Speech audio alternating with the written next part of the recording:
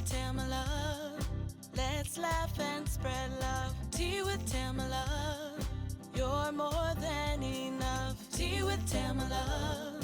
Don't ever give up. Tea with Tamela. Come and fill your cup. Tea with Tamela. Hi guys, welcome back to another episode of Tea with Tamela. If you're new here, I'm Tamela, your host. And today we are going to have an amazing conversation around building a home, which is something that is very important to me. And so I am joined here by some amazing guests. I'll let them introduce themselves to you a little bit later.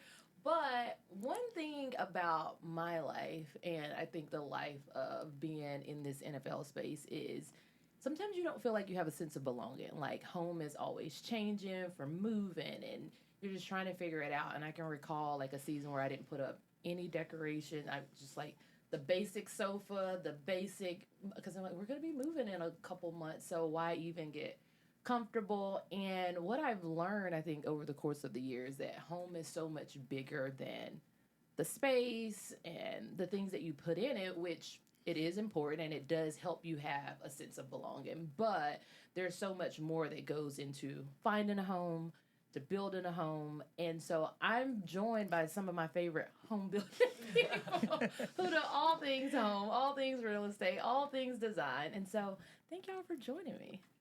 Thank you for having us. So I have Tara, Brittany, and Denise, or Karon. Denise is fine. Here with me. So I'm going to let you guys introduce yourselves, give people a little bit of a backstory about just the industry that you're in and how that goes into like home. As you know, I'm Tara.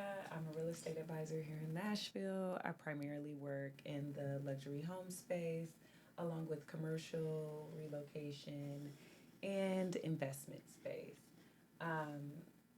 I've been in this industry for almost a decade, and I just love it. I love helping people and experiencing the nuances and changes that come with real estate in the fast market.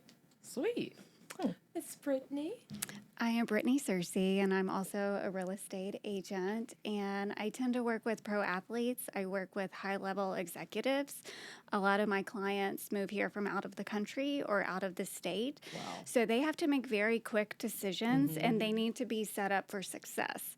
So I need to be very thoughtful with my approach in all the things with kids, with schools, with the home, so that they don't have to think about things. So they can come to Tennessee and not know much, but I can be their right hand in advising them and just maintain a relationship throughout their entire life. Yep. No, you do that so good. Miss Denise. Okay, I'm Denise Garner, and I view my role as I help families to create or implement the vision that they have for their homes. And if they don't have one, I help them to create one and then shepherd them through the process of making that vision a reality. Which is very, very important. Listen, y'all, I don't even go house shopping without her no more. Right? Like, listen, we got to go find a house. When can you meet me there? Because I think it's very important for the people who are helping you identify what home will look like in a new city, or even if it's in the same city, new neighborhood.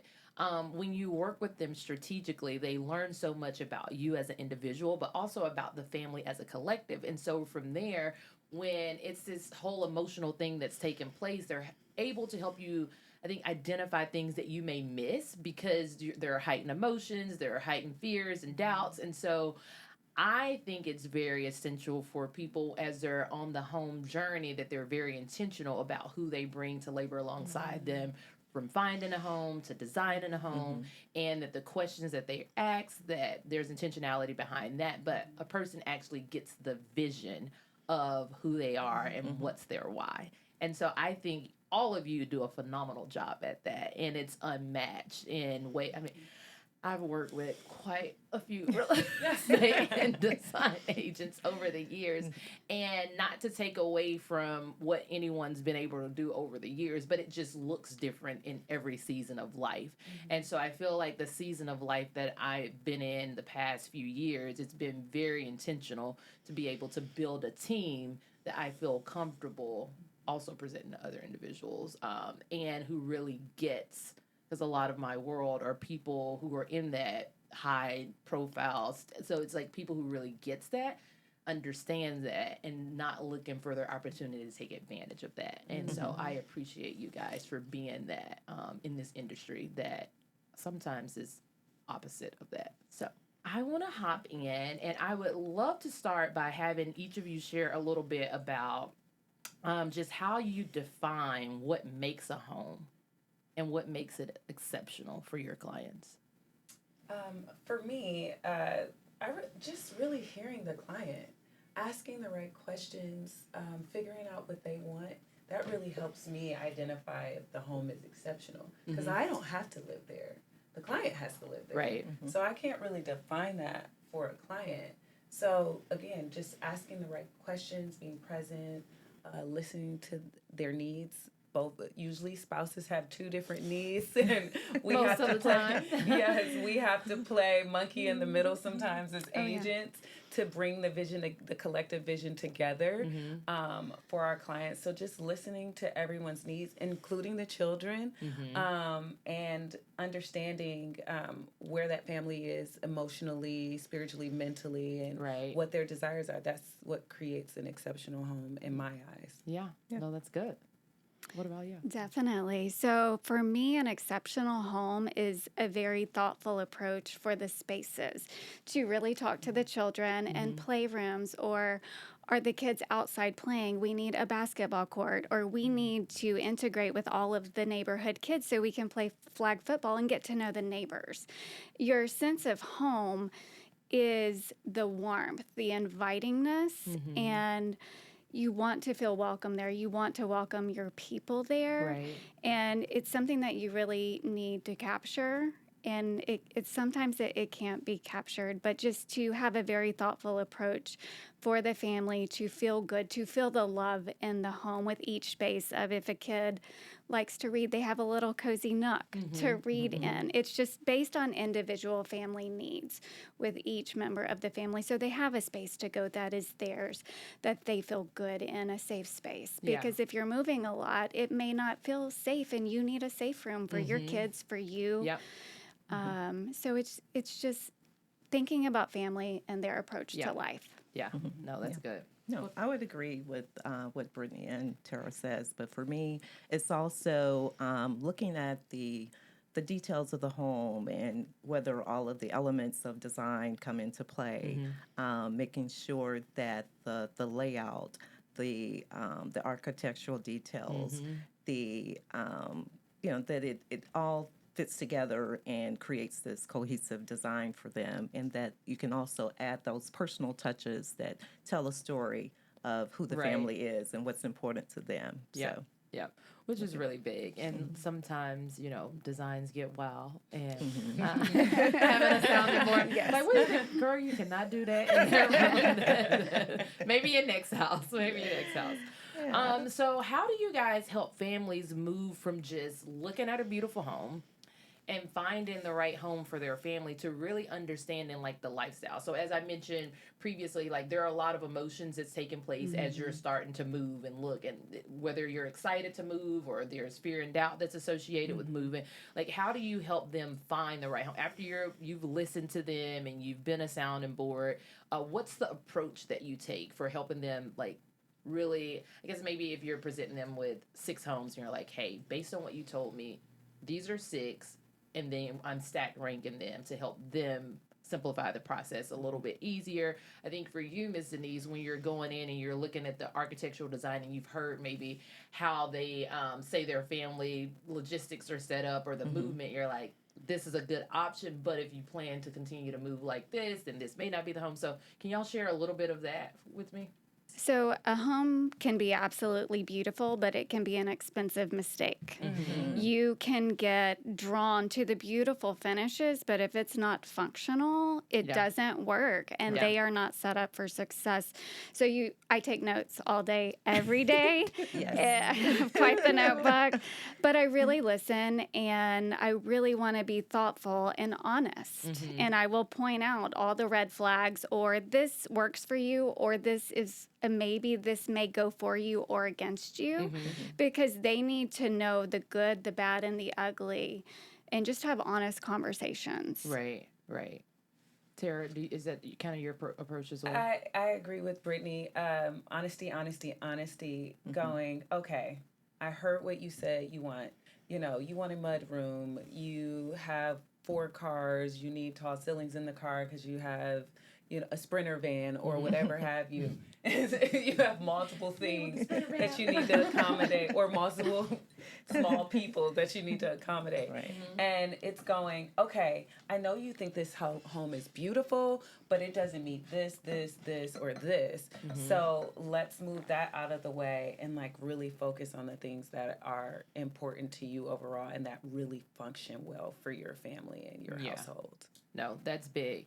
I think a lot of times, because there's a lot of ooh and ahhing when you're going into very beautiful homes, sometimes it's hard.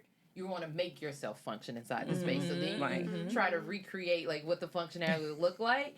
And that's why I think it's important to take people now that y'all are all going to want to be set up like this, or the kids are going to want to do that. And so it helps you kind of really think about the home overall, but then also the design, where you're okay, it's 8 of y'all and y'all are always hosting, so a room with 4 chairs just don't work. It's cute, but it doesn't work. And so that's how I guess, where did you guys learn to be so attentive to your clients? Was that something that was taught? Was that something that came easy, or is it just a part of who you guys are? I think for me, it's a part of who I am. I really try to become super relational with people really fast, because, if I'm helping you find a home, I have to get to know you in a very short window.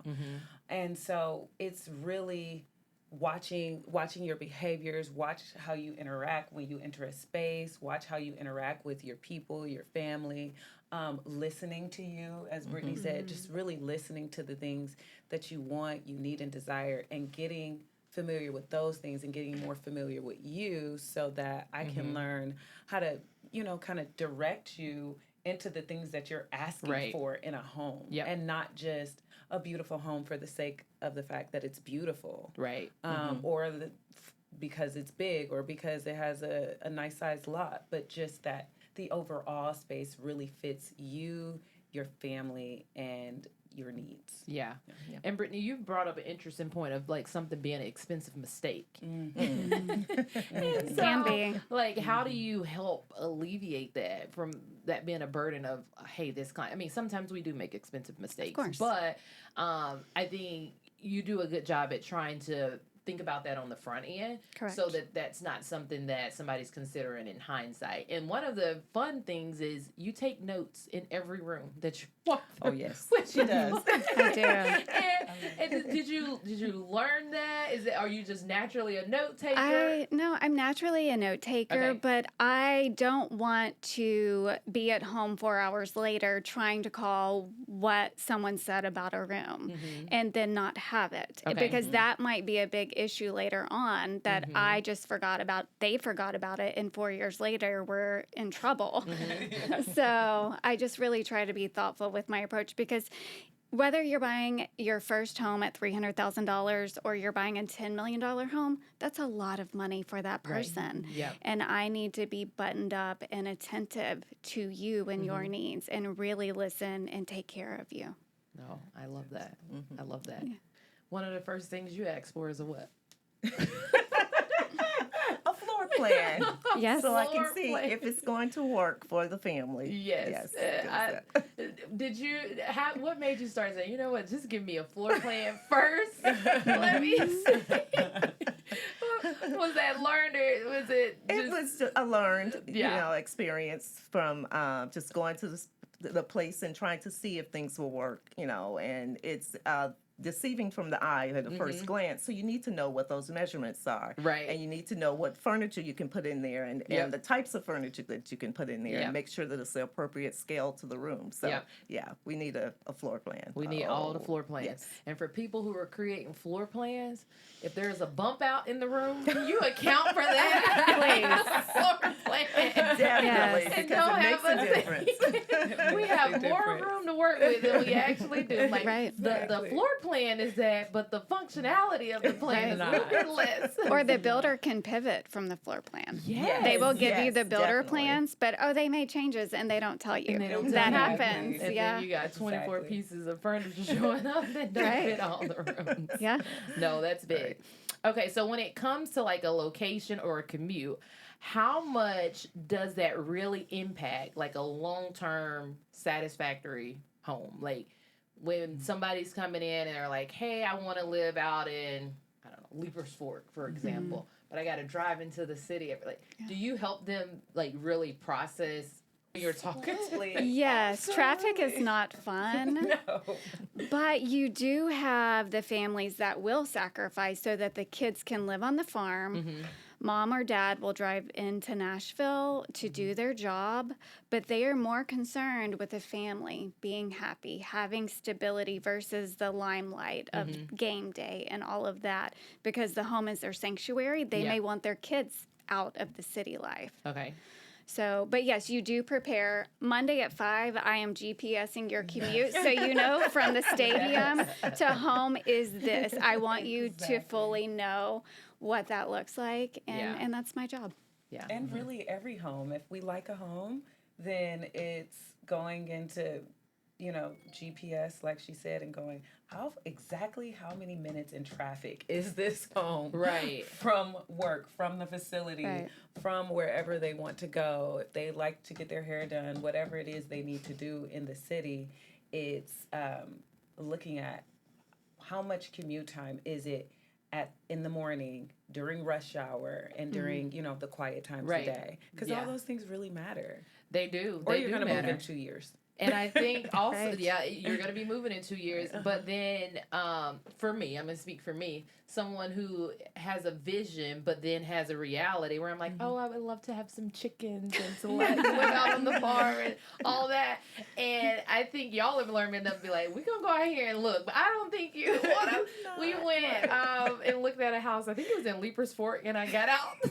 And as we were driving, because Miss Denise and I are from the same hometown, we're like, ooh, this look like where we're from. We know you don't want to live anywhere like that. Exactly. But I'm like, I want land and I want to be able to horseback ride. Because in my head, like, that's a life I would love to live. But I also want to be 5 minutes from everything. So it's like, you got to sacrifice one or the other. Because it's going to be very limited options where you can have a chicken coop out back and be 5 minutes from Publix. But I got out the car and the man was like, darling, we're going to have to get you some boots. He's like, why are you wearing this? Where are you going? And Yeah. so are you able to confidently be able to say, okay, like, I know you love this idea and this concept and it's beautiful, but that may be for like another season of life. Do you guys Correct. feel comfortable saying Yes. Absolutely. That's not Definitely. reality. Yes. I will take you anywhere you want to go, and we will experience it. And we will experience it the way that if you have to go to the airport as you travel a ton, and if we need to go from the airport to Leapers Fork, then you're going to see what it feels like to go from the airport to Leapers Fork, because that's what you want to see, how it looks to live like that. But and then I'm going to say, is this really practical?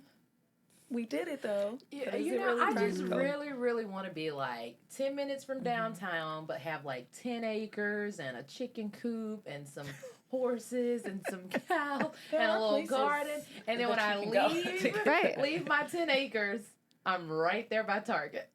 Right? Somebody create that. Does that exist? It does. Where? Y'all North don't of leave Jolton. Ashland City. Yes, Ashland City. Yeah. Yes. You're close to downtown? Yes. Yes. Oh, wow. Like 10, Okay. 15 minutes. Yeah, you can get acreage. Now, no and- one else is out there. No. But you are. Yes. She would And be you are okay 10 with minutes that. from downtown. Right. And you can get to the airport in 15 minutes. Yeah. Okay.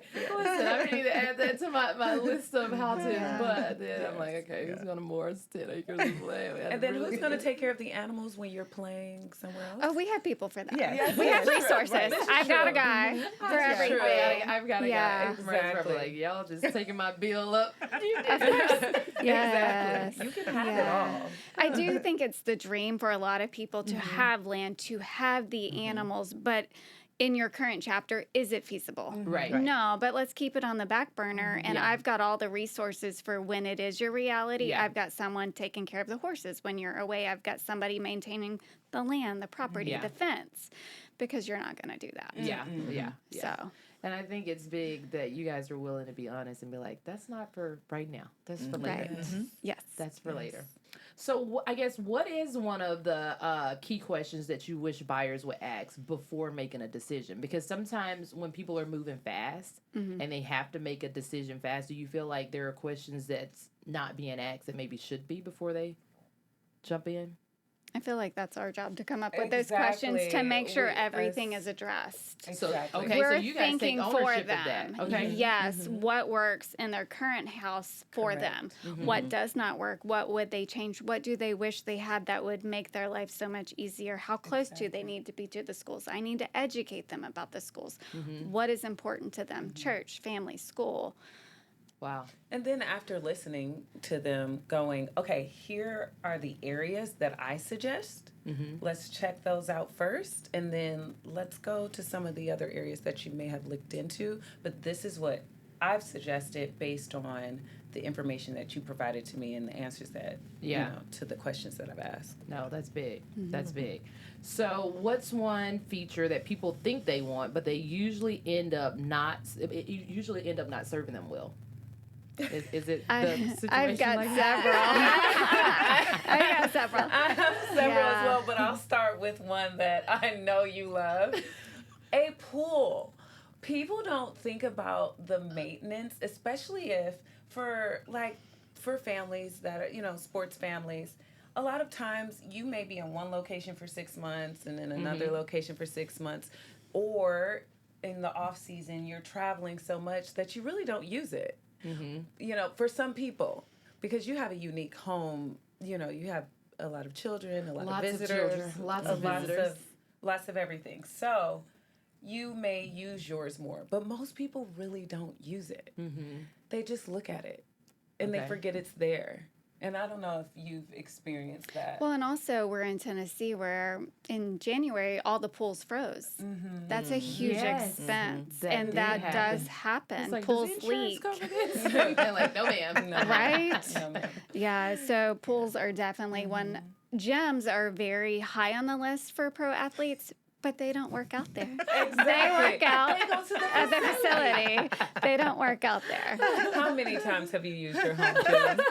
Well, the kids Right. use it. I just redid my home gym, and I've been out there twice. Exactly. Yeah. And how long ago did you do Mario's that? been out there 0 times. When did we finish that? Was it like How long ago? In the fall? December? Yes, it was November? around December. Yeah. Okay. Yes. But I'm in my mind, I'm building a plan to go out there and use it. But the kids, Yes. the kids are The using kids, it now. yes. It was for the kids. Right. Not really, but Sure, you know. exactly. I gotta justify that bottom line. Exactly. It's for the kids. So gyms, people just kind of like don't. They don't use They them. don't use them. And that's a lot of space you've just wasted. Right. Exactly, that you could use for something else Yeah. or pools. Or pools. Okay. Yeah. And what's the pool? Because I feel like pools are like a hot thing right now. Is it? What's the? You what's the love thing with them that? or you hate them. It's Exactly. 50-50. You want one or you Exactly. don't want to bother with them. The idea of it is nice, but the everyday you have to care for it. If something breaks, it's very expensive. And then you have to worry about child safety. Yes. So And there's that's a a lot huge that piece. goes into it versus the nice concept of, oh, I have a pool in my backyard. Or August and July in Tennessee are the hottest, most humid months. People don't even want to be outside, let alone inside of their pool. I know. And then if you forget It's to turn the hot. heater off, I remember my kids got in and they were like, "This feel like bath water." So sorry. It's not refreshing. It's No, not. no. It's not. It's not. No, But it that's- is pretty to look at. It is. yeah. Definitely. From the inside for me. I don't have to have a pool. That is not on my list. It's on my family's list, not mine. I don't love it, but it's a sweet feature. Sweet feature. Okay, so let's go into like designing just a real life home, dreaming about that. not just Pinterest, because my Pinterest board be having me thinking I can turn water into wine. So when you think about that, like, how do you think a home reflects who the family is? Well, I think the home tells a story of the family that lives inside through the decor, through their choices and color scheme, the layout, the furnishings. So it really can show you what their interests are, what their hobbies are, what their values are. For example, if they have pictures on the wall, family photographs. Shows their love of family. Love for their family. And also just showing the progression of the family, the growth of the family through the years. Yep. If they have objects from their childhood displayed, family heirlooms that have been passed on to them. Yeah. It shows who they are. It shows a lot about who they are, for sure. I remember we had somebody coming in to hang photos for us one time. They was like, "Ma'am, you sure do love your family." You're like, is that a bad thing? I was like, people probably don't hang this many photos. I should probably tone it down a notch, which is a big part of it. But recently, my kids will hear this later in life. We were going through some things, and you know how people keep all these trophies. I was like, Miss Denise, get a trash bag. Get rid of it all. We're not keeping this. We're not keeping this. Okay, so what's the difference between a home that looks beautiful and one that actually functions well for the family, the day-to-day of the family? Okay. Well, a beautiful home, I think, is designed to impress the eye. But a functional home is designed to fit the daily life. Okay. So a beautiful home looks at things like the aesthetics, the color scheme, the textures, the architecture details, whether all of those things to work together to provide a cohesive design. Yeah. Whereas a functional home looks more at the flow and how you're going to use the space and how you're going to flow through the space, and does is the furniture the right scale such that you can move around? Is it too big? Right. Or the room's too small? So yes, a functional home just really pays attention more to the materials. Are these durable? Are they sustainable? Yes. For sticky hands or spills. Cheeto fingers. Yes. Right. So you have to. There's a difference between the two, but they're both important. But the sweet spot or the magic comes when the beauty meets the function. Come on, beauty meets the function. Yeah, so the design is beautiful, it's intentional and inspiring, but it functions because it speaks to the everyday life, and it's the family can maintain it such that they're not constantly, frustrated because something's not working. Yeah. And not constant. Well, unless you're like me and have a furniture obsession, then you're not. Yes. Not constantly changing. And things. lighting. And lighting. Yeah. And a light obsession. You know what, Tara? We were thinking about you recently. We were like, Tara never wanted us to get this light. We're getting it now. Beautiful. Yes. It is. It's really beautiful. Okay, so when you're designing, this part, a home for kids. With kids, busy schedules, where do you even start so that home doesn't feel overwhelming? And you got a lot of practice of that with all my little people. Well, I think you have to really start with how the family actually lives and not necessarily how they want to live. That's for the next season of life. Exactly. Right, and then you just do space planning is key. Like I said, making sure that everything is scaled appropriately for the room so that kids are not bumping into things as they move around through the space. You pay attention to, again, the materials that you're using to make sure they're durable.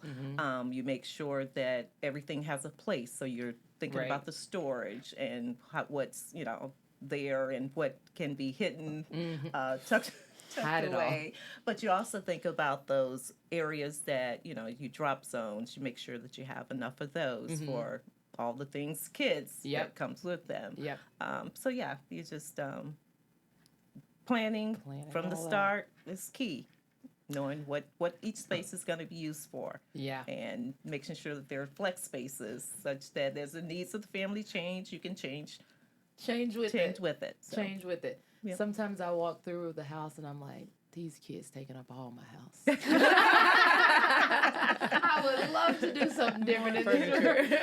More furniture. Yeah, furniture. So yeah, no, the kids, I guess they are very important in the process. So how do you create those drop zones? Because not every house has, you know, a mud room. So there's the sports bags, the school stuff. There's everything that, again, is taken over the home. And so do you help a family who's not accustomed maybe to a drop zone think about creating a drop zone? Or if the home doesn't come with one, then helping think about the flow of that?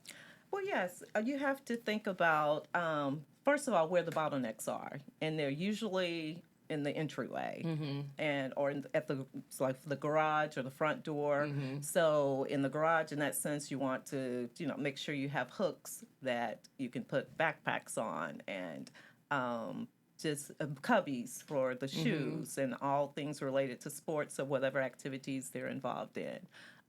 Near the front door, again, have a place for shoes. Yes, so, and even, for example, in for things that get dropped on the kitchen counter, you want to make sure that you have some sort of organization system in place to have things there organized, whether it's a drawer or, you know, a basket on the counter, but, you know, concealed, hopefully. Builders can build concealed cabinets. So, yeah, that's... Yeah, what I would recommend. That's doing. big. Yeah. So. I hate seeing stuff out. It's just like a big pet peeve of mine. But you got 8 people dropping stuff everywhere. But you also have to have system in place too, to where you periodically do a reset of those areas. Okay. Yes. So you know you tidy them up or even clean them out, and you know, and keep it simple. Make it easy to maintain, because if it's not easy, then it probably won't be kept up, you know. Yeah, if it's not easy, it's hard to maintain. And I'm the queen of a trash bag. Like, throw it all away. The shoes, too. Throw them away. Yes. Throw them away, too. All right, once a family finds a home that they love, how do you help them see the potential, like, beyond what's already there? I know Tara, we go to the house, she'd be like, you can just knock this wall completely. So how do you help them be able to see, like, I guess, what else is there beyond? Because what I learned, and we've even learned this with Demario over the years, I think we could all say, is like, we would walk in a house and he'd be like, that's not it. Yes. Because he couldn't see beyond, like, what was actually, like, visible. Versus now he's like, oh, maybe we can do this over here. Or I remember Brittany and I were taking him through a house, like from probably midway start to like finish. Then he sent me he was like, nah, Then he sent me the house on Instagram. I'm like, we seen that house like 4 times. What are you talking about? So how do you help them see that in the earlier phases? And I know Miss Denise is really good. She could create a CAD system or like a 3D plan of like, this is what the room could look like. That's why I asked for those floor plans. Right. To help them see that. Yeah, which is important. How do y'all kind of help them envision something? For me, obviously, we met when I was working for Restoration Hardware. So though I am no Miss Denise, not at all. I do have a creative eye and just a natural knack to see behind the lines. So I try to be really good at describing if you want to knock out a wall or you're saying this room is cut off from the rest of the house.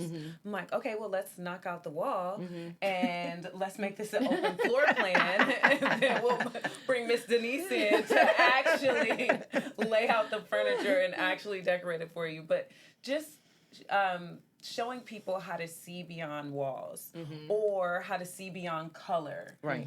Or and just showing and being able to, because I am naturally a creative, I can immediately bring up images and say, it could look like this.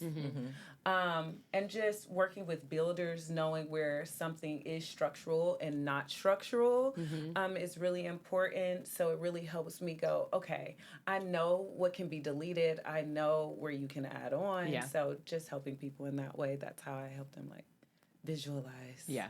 how the space could change and be more of their own. Yeah. But do you have a similar or same approach? I feel like we have to wear so many hats, but we do have to be visionaries to paint the picture of what can this be versus just a blank slate, or this is not our vision at all. But what would fit their needs in this space? How can we Right. cultivate their dream into this home? Yeah. So we do have to use our words or pictures and consult with our network, with designers to help create the home Yeah. into the spaces that they want. So yes, you do have to paint the picture with words a lot. Paint the picture for words a lot. And it's funny that some people can go in there automatically like, oh, I see it. But then there are other people like, what are we supposed to do? How do we get there? How do we get there? Right. Oh, you throw a little paint on the walls. yeah. Change out a few light fixtures. Right. Yeah.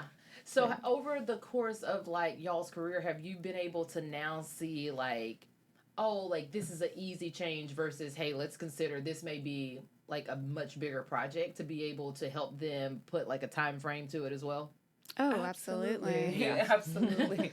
I actually had someone the other day, there's vaulted ceilings in a house, and he was like, I think I'm just going to lower the ceilings and put a whole room across this part of the house. I'm like, actually, that's not possible. There's a structural wall right there. I don't think you can do that. But here are some other options. I don't know if you have Over any time, you experience yet. definitely figure out what can be done, what cannot be done. And as you have your relationship with your vendors, your builders, your designers, your quick study, because you have to be, to get the dream of your client in action. Yeah. And you don't want them to make a mistake. Yeah. Exactly. Yeah. We want to limit the expensive mistakes Yes. by all means. Yes. Okay, so what's the easiest low lift ways to make a home feel more personal, like right away? Because sometimes if somebody's having to move like rapidly, they want to like have it feel like home, like this, but like, okay, it's gonna take some time. What's some quick fixes, I guess, that you can implement? I think painting the walls and changing light fixtures. That does Yeah. That makes a huge difference does. there. Yeah. I never knew that. For It's a long facelift time. for a It's house. like a facelift. Yes. It is. Paint It and is, light definitely. fixtures. Yeah. And you get some drapes, baby. You're in business. A little Yes. touch up on the hardware here and there. Right. Yeah. Yeah. A gallery Agreed. wall, so they can see mom and dad as Yeah. you're moving state to Yes. state. They have that sense of connection. Mom and dad are always around, watching me, loving me. Yep. Yep. No, those are good. Yeah. Those are really good. So if somebody's moving here, people, if you come in here, call these ladies. They can help you. help Yes, you in 48 hours. You make a house a home. Or 72. Or 72, That's how listen. long it took. It was fast. Sometimes it's fast. Yeah, It It's is. fast. Yeah, You I've know? had calls of I need a house in Nashville and I need it now. You have Friday. And right. you're like, okay, let's get yeah. it done. You literally Sounds have familiar. to hit the Very ground running. familiar. You know. 15 Yeah. houses in 2 I days. know. Yeah, Yes. we've been on those tours just recently. We looked at over 15 houses in 2 days. And it was like, all right. And then the one that we ended up picking, I think we looked at it 5 times in See? 2 days. Yeah. Right. You're like, you just gotta move like this. You And so do. be very flexible, and having people who are willing to help see the vision and accommodate is really, really big. And some people can't even come in town, so you have to do video Yes. showings.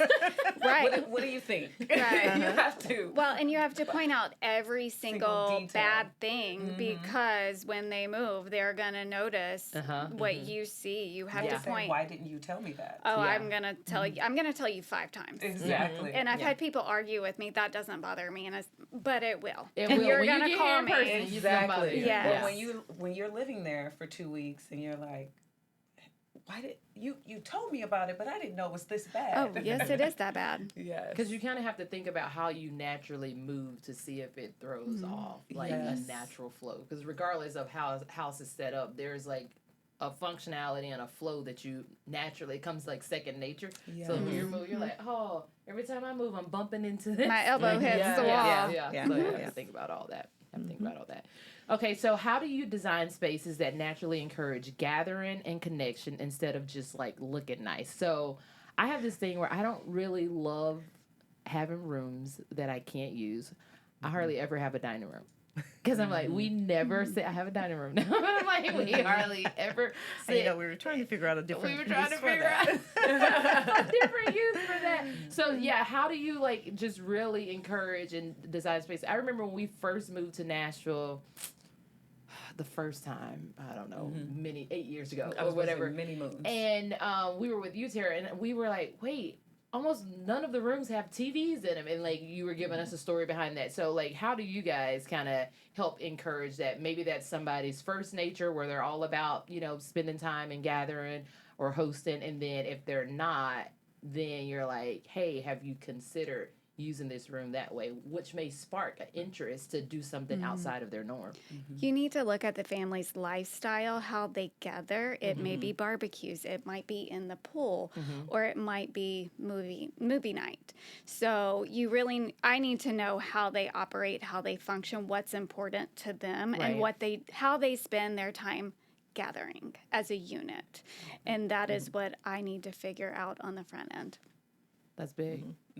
About the same for you? Yes, absolutely. I'm just going to use you as an example, if you don't mind, or your family as an example. But just when you were buying your most recent house, and in the house that you had previously, you really liked the sunroom, and you all didn't know that you were going to use the sunroom as much. And so making the current sunroom kind of mimic, making sure you had a home that had a sunroom to mimic the gathering space that you enjoyed so much at the previous home was really important. It's like, find the sunroom. Yeah, Brittany's heard us talk about that house over. Oh, yes. No, she's like, I need to see Crestwood. Yes. I need to go knock on the door and walk through. I think we go back to that house quite a bit lot, when we think about like design and functionality. What about you, Ms. Denise? Well, I think you have to start with really how you live, what people who lives with you, but then you take that design and you elevate it through the materials that you select, through the finishes. For example, using performance fabrics. Okay. I mean, that's 80% of your battle right there, that you have to have those sofas or chairs, any covered areas with performance fabrics. And then you look at the shapes and how you style it intentionally to make it look elevated. And just remember that, elevation is not about things that you can't touch, but it's about having the right materials such that those little sticky fingers don't damage it. And you don't have to put that plastic on the sofa like they used to do. Exactly. So we gotta sit on the sofa with the plastic on it. Exactly. Right. So design has elevated over the years, where you're able to have the white furniture, but it's performance fabric, so you can clean it really good. So, And sometimes I'd be like, can we take the cases off and put them in the washing machine? Right. And there is fabric that way now. You can remove the whole cushion covers from the sofa and put them in the washing machine and put them back on, and they work really well. So do you research those fabrics first when you're presenting like an idea to a client who wants, I want this linen such and such? Definitely. Make sure that fabric is doable, that it has good reviews on it, and make sure that it will work in that space. So that's big. Definitely. And Restoration Hardware has all of that, guys. Exactly. We love You are not here to sell In case y'all want to know, I could be a walking RH Billboard. I love sponsorships. Yes. By RH. Right. Definitely. Look your girl up. Okay, so my last question is, like, how do you design spaces that naturally encourage gathering and connection instead of just looking nice? Like, sometimes people, going back to that sofa that's covered, it's like, well, that don't look nice and it doesn't encourage gathering. You're like, oh, can I sit here? So how do you, like, really help your clients, like, cultivate that space? Well, you design it with the emotional intent. How do you want them to feel when they enter that space? And then one thing that I like to do is I pull furniture away from the walls. I I can't stand walking into the room and everything is pushed back. But you pull it in so people feel more connected and they have more conversational. You have furniture placed maybe in circular or semicircular arrangements so that people can naturally see each other and talk to each other and make eye contact, but also keep it where it's open and they don't feel trapped in the space. So, and it's easy to move around. And then you think about things like your lighting and how you do the mood lighting just to create a warm space. We know that lighting is very important because it can change the color of things in the room, change the color, even the paint, the way it looks on the walls. So to create that warm, inviting space, you want to make sure that lighting plays a big part in it. Yeah. But also even like a smell when you walk into a room and you want the aroma. For you, something cooking. But really, and then candles, having candles burning creates a warm sense. Yeah. So it speaks to all the emotional needs and make people want to linger and stay. And Stay a while. And be comfortable in that comfortable sofa. And those throw pillows and the throws across the sofa, So. Very warm and cozy and inviting. I like people to come and stay. I'm hostess of the mostest. I want you to feel comfortable. I used to do this thing where I put chocolates on everybody's pillow, but then I stopped doing that because sometimes they're not checking out. Tamela's in, where you never leave. You never want to, at least. My bed and breakfast. My bed and breakfast coming soon in 2040. Okay, so we're moving into what we call our tea time confessions. So, tea time confessions, it's a time, it's kind of like my favorite part of the show. But what we want you to do is spill a little bit of tea here. And I want to hear a little bit of wisdom from each of you, whether it's like a major life lesson or a moment of reflection or some wisdom that you've learned like on your journey. What's one thing you wish everyone understood about this process, the work that you guys get to do, whatever you want to share, whatever's on your heart. You could just want to say, Jesus is Lord and King of Kings. Hallelujah. Amen. Amen. Whatever tea you want to leave. Amen. But I do love that, everybody at this table believes in a higher power in the ability to do what they get to do. And he's entrusted them with gifts and talents. And my prayer is that all of your platforms and territories are enlarged in this intentional space that you get to work inside of. And I just love the integrity that you all have and what you get to do. Thank you. Because it's a rarity. So anyway, tea time. Sorry, I didn't mean to go to church, but tea time confession. My hope for people who are buying or selling houses, I really hope that they feel cared for, because this is one of the most stressful situations in your life, and you need someone fiercely in your corner, advocating for you, fighting for you, being one step ahead, holding you in those stressful moments, in those stressful conversations. You may have someone crying at midnight to you. Things are falling apart. But I want you to know that I'm always in your corner, and I will always listen. I will always hold space for you. Yeah, you do that so well. Oh, thank you. It's unmatched. I love it. What about you, T? For me, it's similar. Just giving everyone I work with a space to feel safe, and create and take them to places where, introduce them to things and people that feel safe, creating community around them. Like you guys, when you moved here, or a lot of families that move here and it happens so rapidly, making sure you build community around your friends and your clients. Well, all my clients are my friends too, so. Yes, and most of my Nashville community I got from you. It's like a running list of I love building community around people because it makes them feel safe. And when you have to move from place to place rapidly, it's always nice to have someone that anchors you and anchors community around you. So I think that's my T, community. I love anchoring that. Community around people. I love that. What about you, Miss Denise? I would say think of your home as the sanctuary and how you want to feel when you're in there. And then that it's really a true reflection of who you are, and just go from there in terms of your design. Yeah. That's big.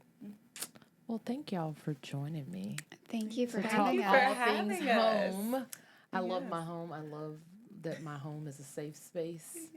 It's your piece. But it's Yes. like so much bigger than like the actual like physical space. It's like home with people as well.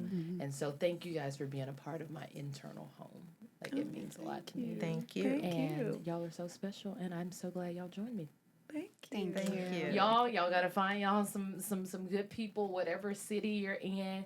I mean, if it's a city I've lived in, I could probably ping you a couple people. But here in Nashville, these are my home people, and Miss Denise just be on the road with me wherever I go. She's everywhere. She's remote. Exactly. Thank you guys for joining us for another episode of Tea with Tamela. We will see you soon.